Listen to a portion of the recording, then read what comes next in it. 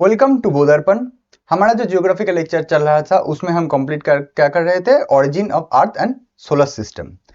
उसका आज जो वीडियो आएगा उसमें हम क्या डिस्कस करेंगे, planetesimal hypothesis of Chamberlin and Moulton. अब ये TC Chamberlin and Forest Ray Moulton, ये कौन था? टीसी चेम्बरलिन जो था ये एक जियोलॉजिस्ट था और फॉस्टर रे मोल्टन जो था एक एस्ट्रोनॉमर था।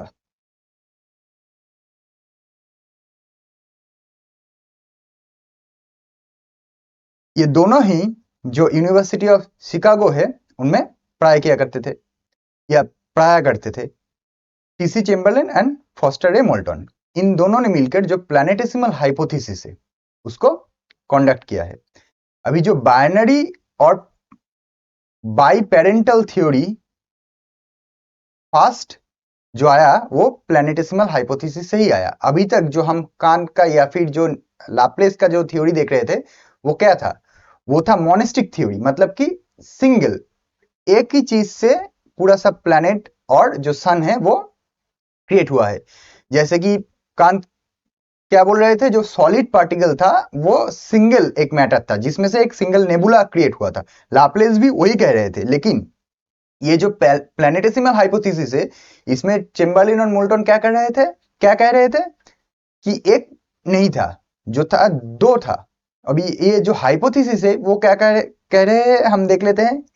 There are two heavenly bodies, one protosun and a companion star. हम डायग्राम के थ्रू इसको समझेंगे। There are two heavenly bodies, protosun and a companion star. अभी देख लेते हैं।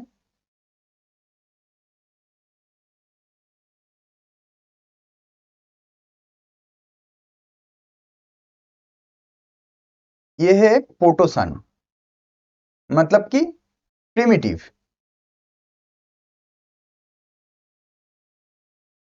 सन, और एक कंपेनियन स्टार था। कंपेनियन स्टार क्या था? जो ये चेम्बरलिन और मोल्टन क्या कह रहे थे, जो कंपेनियन स्टार है वो यूनिवर्स में रैंडमली मूव कर रहे थे, मतलब कहीं से तो आया होगा।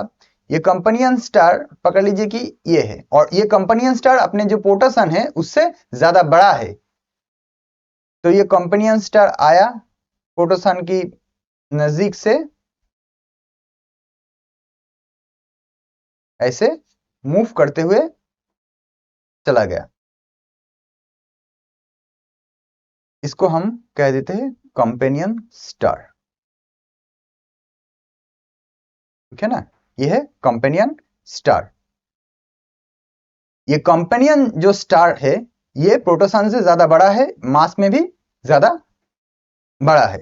तो अभी क्या होगा, ये प्रोटोसन जो था ये तो सॉलिड था,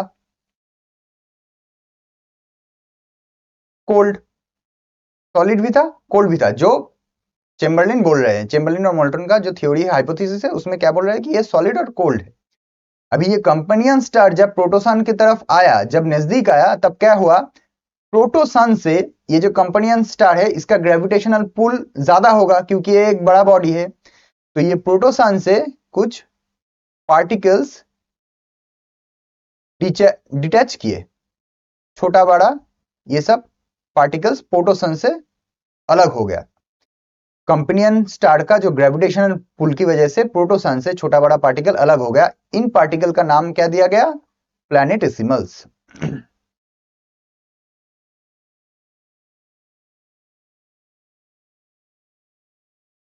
इसको हम क्या कहे? प्लैनेटेसिमल्स। अभी प्लैनेटेसिमल्स किसको कहते हैं, हम पता चल गया कि जो कंपेनियन स्टार है उसका जो ग्रेविटेशनल पुल है उसकी वजह से जो प्रोटोसन से जो पार्टिकल्स, छोटा बड़ा जो इनफाइनाइट नंबर ऑफ पार्टिकल्स जो डिटैच हुआ उसको हम बोलते हैं प्लैनेटेसिमल्स। अभी ये जो कंपेनियन स्टार है ये तो प्रोटोसन के नजदीक आके फिर कहीं दूर चला गया, लेकिन ये जो पार्टिकल्स है ये प्रोटोसन का तो एक ग्रेविटेशनल फोर्स होगा, उस प्रोटोसन का जो ग्रेविटेशनल फोर्स है उसकी वजह से प्रोटोसन के जो पूरे रोटेट करने लगा, प्रोटोसन को रोटेट करने लगा। अभी जो हाइपोथेसिस है उसमें क्या है protosun was solid and cold, जो हम बोले ये सॉलिड एंड कोल्ड है। The intruding star pass very close to the protosun, intruding star आया और इंट्रूडिंग स्टार और कॉम्पेनियन स्टार, इंट्रूडिंग और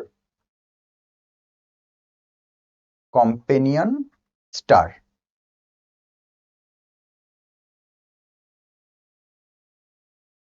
पास very close to the protosun, protosun के बहुत ही करीब से ये गुजरा। फिर क्या हुआ, the gravitational pull of the intruding star pull out infinite number of small particles from outer surface of the protosun। प्रोटोसन का जो ये आउटर सरफेस है, इनमें से इनफाइनाइट नंबर ऑफ पार्टिकल इसने अलग कर दिए, क्योंकि जो कॉम्पेनियन स्टार था उसका ग्रेविटेशनल पुल बहुत ज्यादा था। उसके बाद क्या हुआ, the detach particles are called planetesimals. Yes, इसको हम कहते हैं planetesimals, and they are not uniform in size, which I already told कि ये जो प्लैनेटेसिमल है, कभी कोई बड़ा साइज है, कोई एकदम छोटा साइज है, they are not uniform in size. And then gradually large planetesimal attracting small planetesimals, and large planetesimals ultimately grow into planets, and the remaining part of the protosun become sun। क्या हुआ, ये तो जो companion star है ये तो आके प्रोटोसन के करीब से पास करके चला गया। अभी जो लार्ज जो पार्टिकल्स था, जो प्रोटोसन से जो प्लैनेटेसिमल्स अलग हुए थे, उनमें लार्ज जो पार्टिकल था वो क्या क्रिएट किए,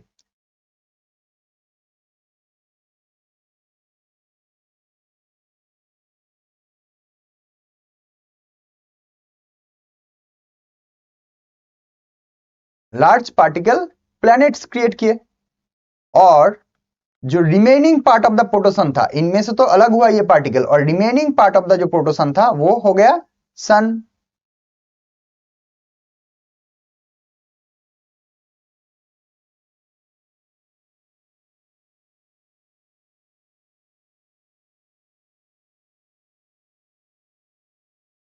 बिकम सन।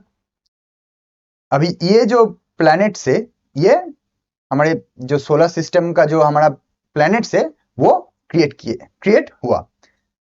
तो ये था जो हाइपोथेसिस, ये था मोल्टन और चेम्बरलिन का हाइपोथेसिस। अभी इस हाइपोथेसिस में क्या है, ये हाइपोथेसिस में क्रिटिसिज्म भी है।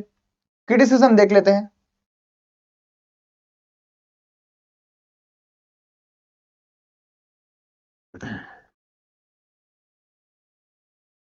क्रिटिसिज्म क्या है, ये जो कॉम्पेनियन स्टार है ये कहां से आया, इतना बड़ा जो यूनिवर्स है, इस बड़े से यूनिवर्स में इनफाइनाइट नंबर ऑफ स्पेस है, जिसमें वहां पे एक स्टार के एकदम बिल्कुल पास और एक बड़ा स्टार कहां से आया, उसका कोई डिस्क्रिप्शन नहीं है चेम्बरलिन एंड मोल्टन के पास।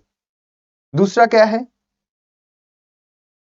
ये पहला, इसको हम क्या कहेंगे, cause of intruding star come closer to protosun in the infinite space of the universe। तो कहां से आया, from where it came।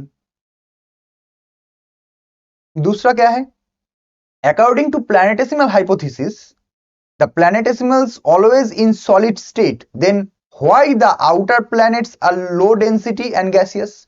ये भी एक है, क्योंकि जो प्रोटोसन था उससे जो प्लैनेटेसिमल्स, जो पार्टिकल्स अलग हुआ, उसको हम प्लैनेटेसिमल्स बोलते थे, लेकिन वो पार्टिकल्स क्या था, वो तो सॉलिड था। अगर सॉलिड है तो हमारा जो आउटर जो प्लैनेट्स है, आउटर प्लैनेट्स जो है वो गैसियस क्यों है, जैसे जुपिटर हो गया, सैटर्न हो गया, यूरेनस हो गया, नेपच्यून हो गया, ये गैसियस क्यों है, इनको भी सॉलिड होना चाहिए था। Why outer planets are gaseous, इसका कोई एक्सप्लेनेशन नहीं है। थर्ड क्या है, again the question arise why only 9 planets। ये क्वेश्चन हम जो कांट का हाइपोथेसिस था उनमें भी देखे थे, लैप्लेस का जो हाइपोथेसिस उसमें भी था, इस हाइपोथेसिस में भी है। जी ठीक है, प्लैनेटेसिमल्स अलग हुआ, जो बड़ा पार्टिकल्स था वो हमारा प्लैनेट क्रिएट किए, लेकिन 9 प्लैनेट ही क्यों क्रिएट हुआ? उससे ज्यादा भी हो सकता था, उससे कम भी हो सकता था। व्हाई 9? ये जो क्वेश्चन है ये सबसे बड़ा क्वेश्चन है। Why 9 planet? Why not more, why not less? ये भी एक क्वेश्चन है। और क्या है?